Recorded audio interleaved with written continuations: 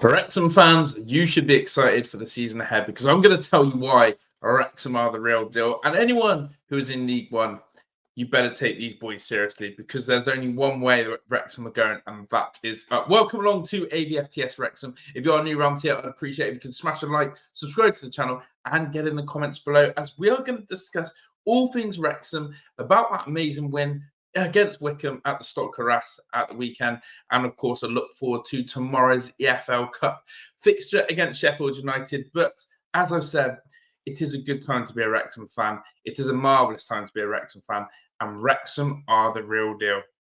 And there's so many positives to take from the weekend's action that we need to get into this video and dissect it bit by bit. And if you, as I said, you do like this type of content, please make sure you stick around. So first and foremost, let's get straight into it. It was Wrexham's first return since 2005 to the League One, and that is a long old wait, nearly 20 years since they last kicked the ball in that league.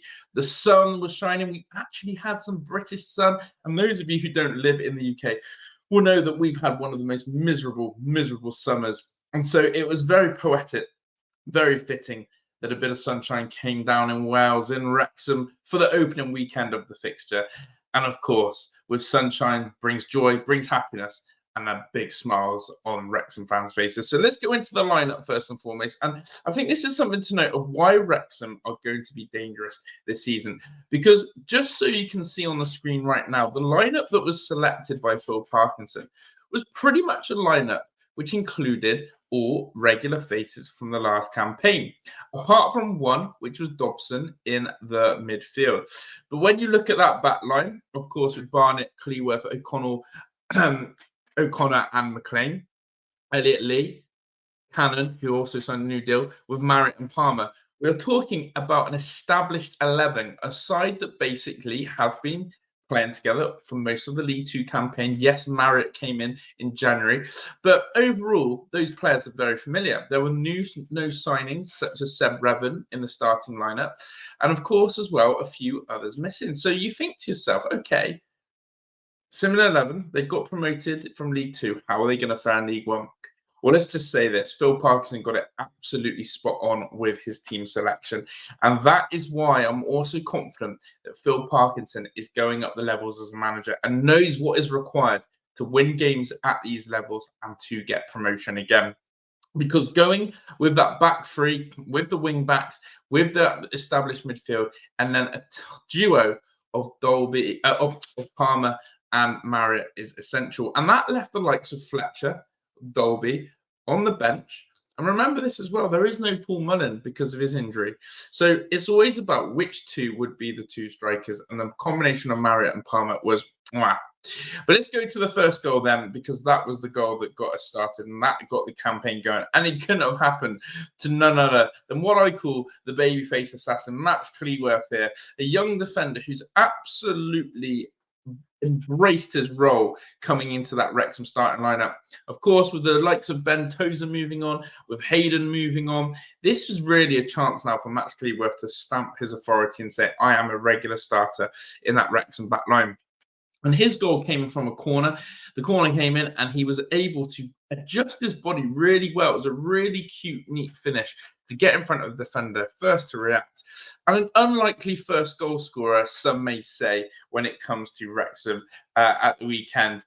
And of course, Max got the party started. And what we love about that as well is that it was something that Wrexham needed, an early goal. But of course, the best was yet to come. And we've got to talk about the quality of finishing that was on display at the weekend. Because believe me, when I say this, both finishes from Jack Marriott and Stephen Fletcher were out of this world. If they were seen in the Premier League, if they were seen in an international stage, people would be raving about them. But because it's Wrexham, because it's League One, it's not going to get appreciation.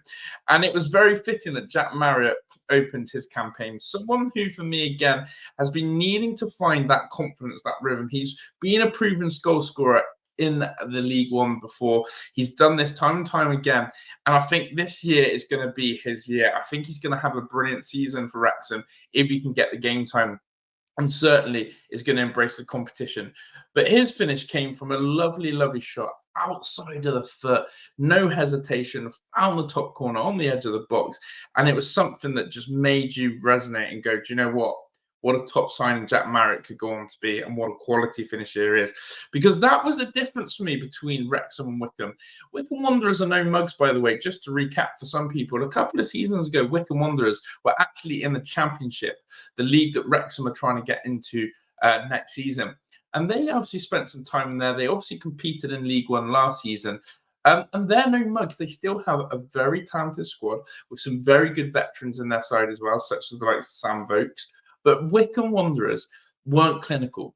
They had their chances. Yes, they hit the woodwork a couple of times, but they weren't clinical. Wrexham, the difference, quality finishing. And I thought Jack Marriott's goal, already the first game of the season, are we even going to get a contender already for goal of the season, let alone, the rest of it?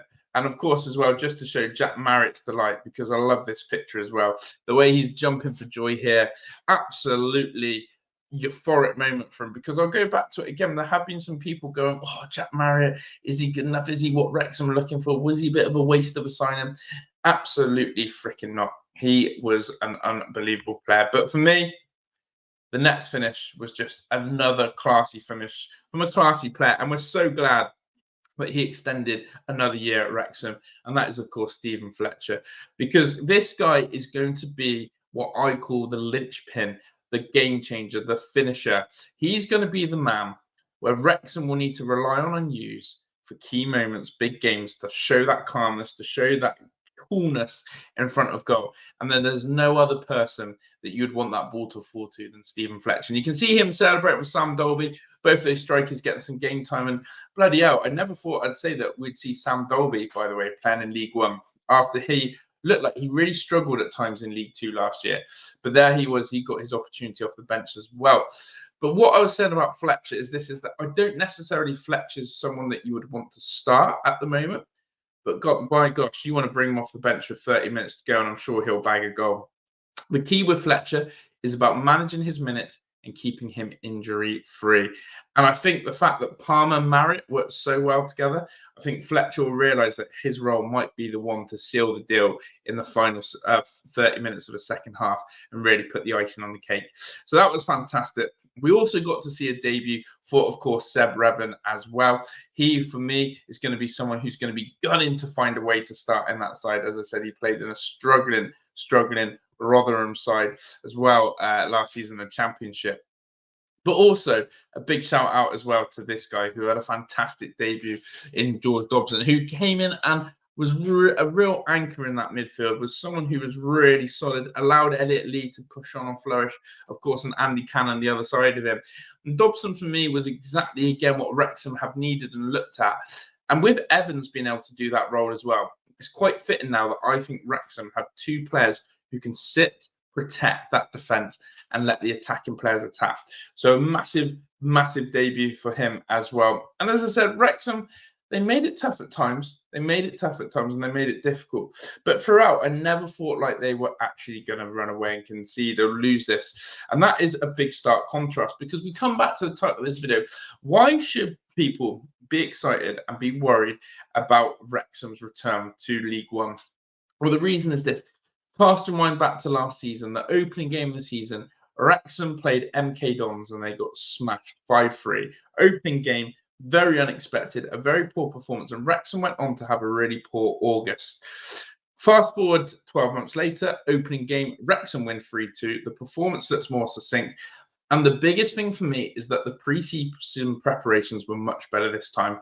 The time in the American-Canada tour was much better, was much more succinct, was better games as well, better opponents than what they played last time. But also the fact they had that pre-season friendly against Fleetwood on UK soil, on home soil, was very important. And so credit to those behind the scenes as well. They've absolutely nailed pre-season preparations. Wrexham look well-oiled already. And I tell you what, if they can keep this consistency up in the first couple of months and get a nice little buffer in League One, I really do back them, as I said, to go up and get promotion again. People should be scared and worried about Wrexham because there's still new signings to integrate into his team. There's still the return of Paul Mullin, and the transfer window is still not closed. And yet Wrexham look very convincing, have great squad depth, and I do think that actually you would be silly to write Wrexham off to not get promotion again. I really do believe that, hand on heart. But of course, the big test comes back tomorrow in terms of playing Sheffield United EFL Cup round one. A bit of a juicy tie, a tie that Wrexham have a little bit of beef and anguish with, but also it will be a good chance to test themselves again against a recently relegated Premier League side, currently playing in the Championship, and a side that Wrexham would like to compare themselves to again and see where are they at. So that'll be a nice one. Can Wrexham get a little cup run going? And then all focus will be on Bolton in the league on Sunday. But as I said, we should be excited. The quality of finishing, the squad depth, the succinct level of performance is something that we as fans should embrace. Hopefully you've enjoyed this type of video. Make sure you smash a like, make sure you get in the comments, and of course subscribe to the channel as well. I appreciate you all out here. Hope you're all good. Enjoy. I'll see you on the next one. Ta.